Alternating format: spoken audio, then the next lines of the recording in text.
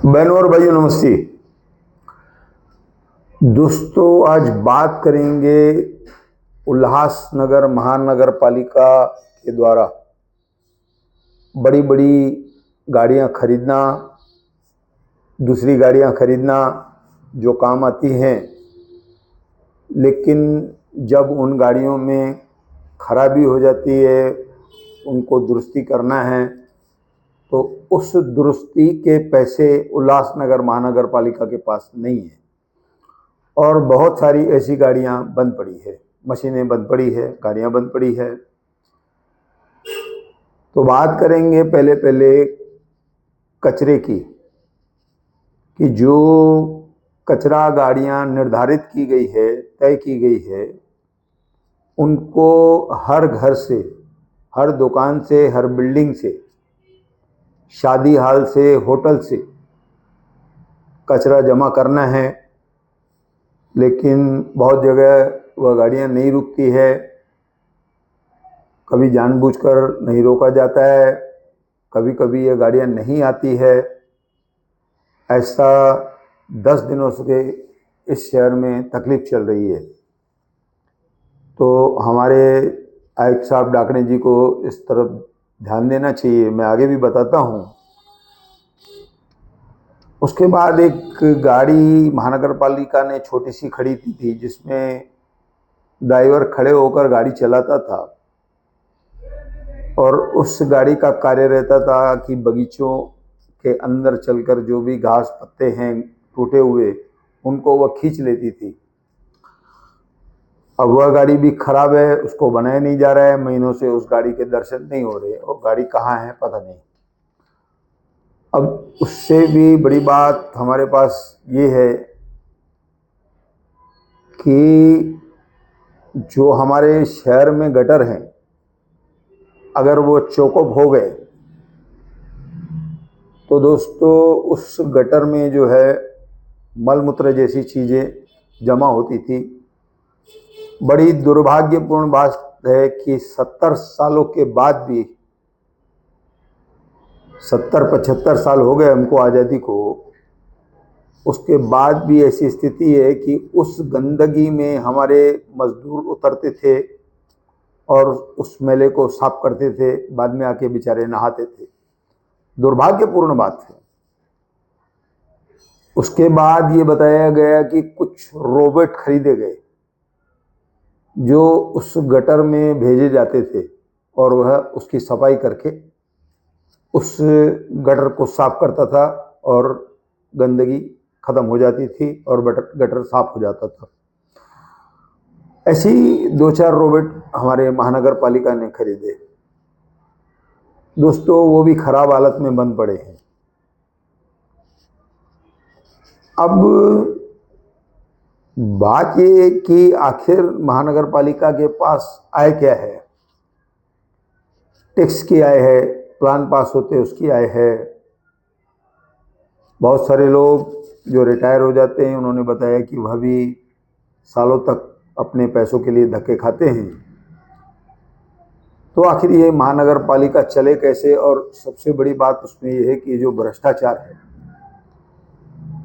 दोस्तों एक और गाड़ी मैं बता दूं आपको, 10-15 साल पहले छोटे छोटे ट्रैक्टर खरीदे गए थे। उसमें एक पीछे इतनी बड़ी टांकी होती थी, उसमें दवा भरी जाती थी मच्छरों के लिए और दूसरी बातों के लिए। तो उस गाड़ी को खड़ा करके वह गाड़ी वाला पाइप उसमें सैकड़ों मीटर लंबा रहता था, जा करके उसको दवाओं को छिड़काव करता था वह। अब वह गाड़ी भी नहीं है। फिर से हम उसी पुराने ज़माने में आ गए कि जो मट्टी तेल से गाड़ी चलाते थे या कुछ डाल करके धुएं की गाड़ी।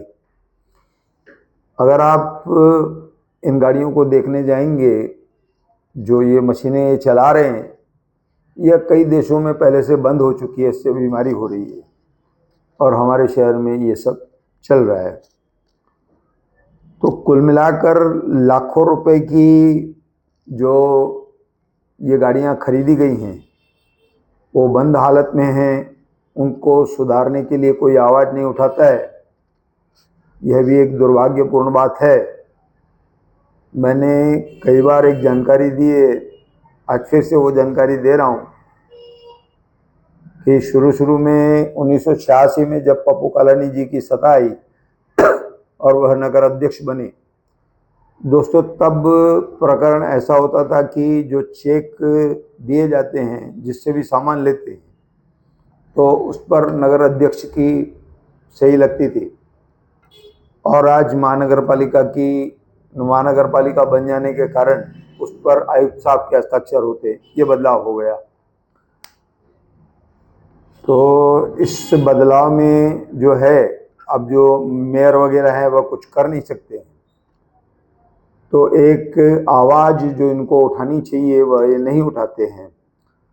बात इस प्रकार की थी कि जब यहाँ पर 7, 8, 9 माले की बिल्डिंगें बनने लगी, तो उस समय पप्पू कालानी ने एक गाड़ी खरीदी ऐसी आग बुझाने की, अग्निशमन दल।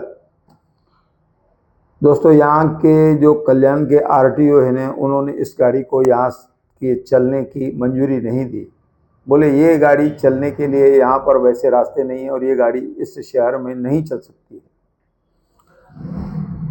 अब तो वो गाड़ी दिखती नहीं है, मनपा के गेट पर दूसरी वाली गेट के अंदर खड़ी रहती थी, शायद उसको किलो के भाव से बेच दिया गया। और आज भी स्थिति ये है कि हमारे यहाँ जो इतनी बड़ी बड़ी बिल्डिंगें बन रही है, तो क्या हमारे पास ऐसी कोई आग बुझाने की गाड़ी है, दमकल गाड़ी है क्या? दोस्तों अभी जो रास्ते खोदे जा रहे, मैं आपको बता दूं, ये कोई मैं अपना बड़प्पन नहीं कह रहा हूँ, हमारे भाई कुलदीप सिंह जी हमको काफ़ी सहयोग करते हैं। हम लोग पेट्रोल पंप तक गए, नेताजी के बाद हम लोग वहाँ पर कुर्ला कैंप में गए, कुर्ला कैंप के बाद हम लोग 25 तक गए। तो दोस्तों इस तरह से हमने जो फोटोग्राफी की, वहाँ की वीडियोग्राफी की, वह आपके पास हमने भेजी। तो वो वीडियोग्राफी भेजने के बाद दूसरे दिन ये पता चला कि करीबन 16 गाड़ियाँ दुर्घटनाग्रस्त हो गई। उसके बाद इस शहर में काफ़ी हल्ला मचा और सड़कें बननी तैयार हो गई। बहुत सारे हमारे मित्र बताते हैं कि मैं गिर गया, मेरे को यहाँ चोट लगी, मेरे को यहाँ चोट लगी। दोस्तों मेरा जो कर्तव्य है ना, मैं तो बस यही कर सकता हूँ आपके लिए कि लोगों को मैं जागृत करूँ और लोगों तक बात पहुँचे, वो लोग आवाज़ उठाएं। या कभी हम भी पत्र व्यवहार करते हैं, तो उसके बाद वो सड़कें बनना तैयार हुई। तो कुल मिलाकर जो ये गाड़ियाँ मैंने बताई, अब इसके लिए भी किसी को आवाज़ उठानी पड़ेगी, तब ये गाड़ियाँ बनेगी और शहर में चलेगी। तब तक इस शहर की स्थिति यही रहेगी। तो कुल मिलाकर क्या हमारे नगर सेवक, पूर्व नगर सेवक, कोई वहाँ जाकर आयुक्त साहब को बताएगा कि साहब इस तरह की स्थिति हमारे शहर में है और इन गाड़ियों को चलाएं, क्योंकि ये गाड़ियाँ लाखों रुपए की खरीदी गई है और बेकार पड़ी हैं। दोस्तों ऐसा कहकर मैं धन्यवाद कहता हूँ।